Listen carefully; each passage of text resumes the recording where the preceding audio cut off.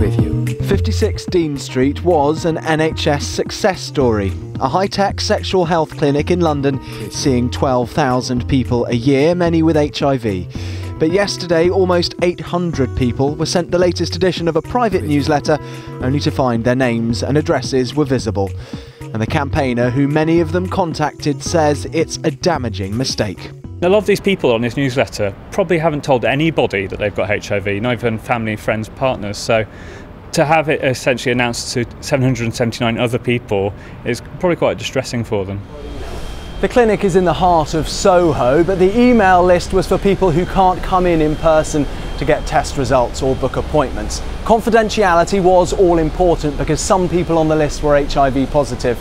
You weren't supposed to know if you were getting the emails, who else was getting them too. The clinic's boss explained the mistake was made by one person who's now on temporary leave. I can only apologise on behalf of the team. People are really devastated by what's happening. One person that we spoke to who was affected by this said their trust is shattered. How are you going to rebuild it for people like that?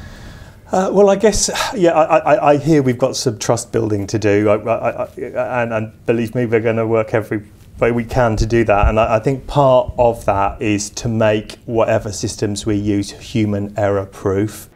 The Information Commissioner's investigating, but AIDS charities say this one embarrassing leak should be a reminder for clinics everywhere else to be careful. This is incredibly rare. We have never heard of something like this happening before, and I'm confident that this will make sure that people review their systems again to make sure that it can't happen again.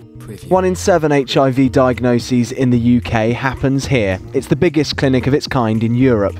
And the management's now facing a sizable fine for a breach of security in this most sensitive part of the NHS. Dominic Reynolds, 5 News.